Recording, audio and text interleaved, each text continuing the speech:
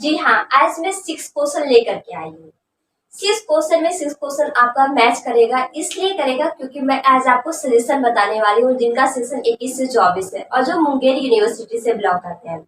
आज में हम लोग हिस्ट्री का सजेशन के ऊपर बात करेंगे क्योंकि हिस्ट्री का कल ही पेपर है, so today it's necessary to learn about history subjective paper.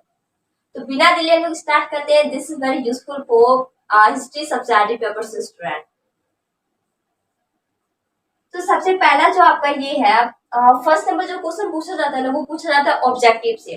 मतलब ऑब्जेक्टिव आपको क्लियर करना होगा। अब ऑब्जेक्टिव में कोई सजेशन नहीं बताया जाता क्योंकि ऑब्जेक्टिव जो है वो सेल्फ से कवर करने वाली चीज होती है। क्योंकि हल्का गेस्ट पेपर या फिर जिस भी पेपर से आप पढ़ाई कर रहे होते हैं तो उसमें सारे के सारे ऑब्जेक्टिव दिए गए हैं। इनफैक्ट सारे प्रीवियस ईयर का सारा क्वेश्चन अपलोड किया गया है और साथ ही साथ उसके अलावा भी जो जो इम्पोर्टेंट है वो भी बताया गया। तो अगर आप ऑब्जेक्टिव वहां से पढ़ लेते ना तो वाकई आपका 10 में 8 9 तो आना बनता ही है। क्योंकि क्वेश्चन कोई भी सिलेबस से बाहर नहीं पूछा जाता और ना ही आपका अल्का सुपर गेस्ट पेपर से बाहर पूछा जाता है। तो अब रहा बात सब्जेक्टिव का, तो सब्जेक्टिव में देखते हैं कि कौन कौन सा क्वेश्चन इंपॉर्टेंट है। सबसे पहला जो क्वेश्चन मैंने लिखा है वो लिखा है अशोक के धर्म पर एक संक्षिप्त निबंध लिखे। वो ये सेम क्वेश्चन नहीं आता, इसको पूछने का तरीका अलग होता है। जैसे पूछा जाएगा सम्राट अशोक के धर्म पर क्या विचार थे, उनकी क्या विशेषताएं थी धर्म के ऊपर, वो लिखना है। तो आप सोचेंगे क्या फर्स्ट नंबर तो आया ही नहीं। अरे बाबा, क्वेश्चन सेम है, आंसर भी सेम होगा। फर्क कितना रहेगा कि क्वेश्चन पूछने का तरीका अलग है, लेकिन क्वेश्चन सेम पूछा जाता है। तो पहला नंबर आप कवर क्या करेंगे, अशोक के धर्म पर एक संक्षिप्त निबंध लिखे। जो ही नहीं कि एक नंबर में मैंने बताया तो एक नंबर में वो आएगा। फर्स्ट नंबर तो आपका ऑब्जेक्टिव ही आएगा, हो सकता है सेकंड में आए, थर्ड में आए, फोर्थ में आए। सेकेंड नंबर आपका है महावीर के जीवन एवं उपदेशों का वर्णन करें कि महावीर के जीवन में क्या क्या प्रॉब्लम्स आई, क्या क्या चीज को उन्होंने फेस किया था, और साथ ही साथ उसके दिए गए उपदेश को वर्णन करना है। उसके सारे उपदेश को क्वालिफाई करना है, मतलब डिस्क्राइब करना होता है।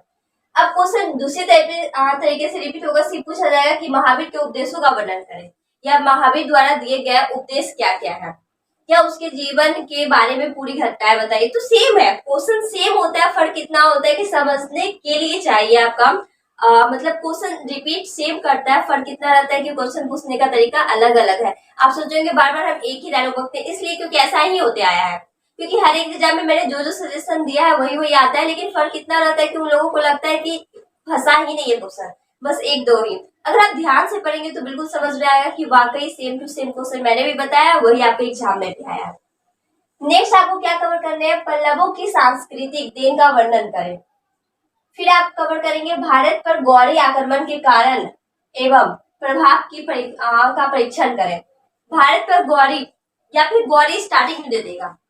मतलब क्वेश्चन पूछने का तरीका बहुत अलग अलग होता है, हर बार अलग अलग तरीके से पूछा जाता है, किसी किसी बार सेम भी होता है। नेक्स्ट है प्राचीन भारतीय इतिहास के अध्ययन के स्रोतों का सर्वेक्षण करें। मतलब प्राचीन भारत का जो इतिहास था उसके बारे में आपको लिखना है, या फिर उसके विशेषताओं का वर्णन करना है कि उसमें क्या क्या विशेषताएं थी, क्या क्या क्वालिटीज थी। मैं बता दूं कि इसमें जो है टोटल 5 क्वेश्चन आपको बनाने होते हैं, जिसमें कि फर्स्ट नेसेसरी होता है जो कि ऑब्जेक्टिव आता है, और 4 क्वेश्चन आपको जनरली दिया जाता है, 7 क्वेश्चन होते हैं, 8 क्वेश्चन भी पूछा जाता है, कभी कभी तो 10 भी दे दिया जाता है। उन सारे में से कोई 5 बना लेते हैं। 5 में फर्स्ट कंपल्सरी होता है जो ऑब्जेक्टिव होता है, बचे 4 आपको सब्जेक्टिव क्लियर करना है। जो भी आपको आता है आप वहां लिख सकते हैं।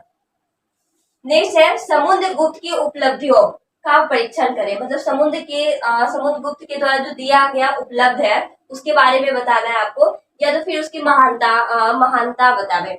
मतलब उनके द्वारा जो दिया गया उपलब्धियां हैं, उनके द्वारा जो दिए गए विशेषताएं हैं, उनके द्वारा जो दिए गए उद्देश्य हैं, तो उसमें क्या इंपॉर्टेंस है, उनका क्या इंपॉर्टेंस रहा उस समय में भी और अभी में भी, वो आपको बताने हैं।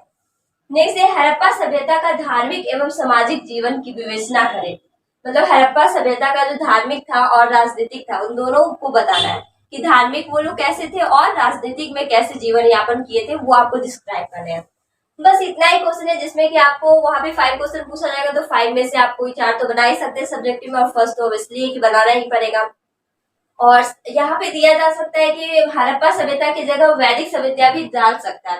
तो आप एक बार अगर इसको पढ़ लेते ना, क्योंकि सब्जेक्टिव पेपर बहुत इजी होता है, तो बस 1 डे बिफोर एग्जाम अगर आप वन डे भी कवर करते हैं, जो जो इम्पोर्टेंट क्वेश्चन है वो क्वेश्चन आपके एग्जाम में आने वाले हैं, तो बस उसी को एक बार रीडिंग करके चले जाइए। जो ये नहीं है कि आप 1 मंथ या फिर 1 ईयर से पहले से ही पढ़ करके तैयारी करें। मतलब वन डे में तो इतना कवर किया जा सकता है, क्योंकि इसमें कुछ रटने वाली चीज नहीं है, बस एक बार पढ़ाई कर लिया जाए तो वो माइंड में सेट रह सकता है। रहा बात ऑब्जेक्टिव का, तो ऑब्जेक्टिव याद करने की जरूरत होती है, क्योंकि इसमें बॉर्न, डैड और फिर जो जो राजा कहाँ के सम्राट थे ये सब पूछा जाता है, तो वो आप याद करने की जरूरत होती है। उसको आप याद करेंगे और बाकी सारे को अभी बस एक बार पढ़ लीजिएगा और कल का पेपर आपका वाकई अच्छा जाएगा। I hope कि you both understand very well, and thank you so much for watching my channel. Meet you on next video.